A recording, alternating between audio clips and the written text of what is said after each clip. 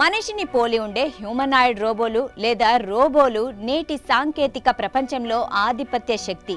ఇప్పటి వరకు మనలాగే స్పందించగల లేదా ఇంటి పనులు చేయగల రోబోలను మనం చూసాం. కానీ చైనీస్ స్టార్టప్ డ్రైడప్ ఈ రంగంలో ఒక విప్లవాత్మక అడుగు వేసింది. మోయా అనే పేరుతో ప్రపంచంలోనే మొట్టమొదటి బయోమిమోటిక్ హ్యూమనాయిడ్ రోబోట్ను సృష్టించినట్లు డ్రైడప్ కంపెనీ వెల్లడించింది. ఇది మానవ నడకను 92% వరకు అనుకరించగలదు.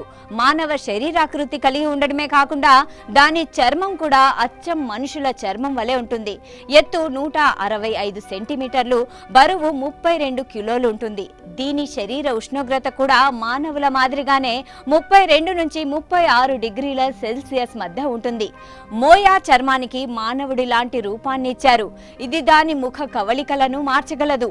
దాంతో మాట్లాడినప్పుడు ఒక మనిషితో మాట్లాడినట్లుగా సహజంగా అనిపిస్తుంది. మోయా రోబోట్ మనిషిలా కనిపించడమే కాకుండా దాని చుట్టూ ఉన్న ప్రపంచాన్ని కూడా అర్థం చేసుకోగలదు.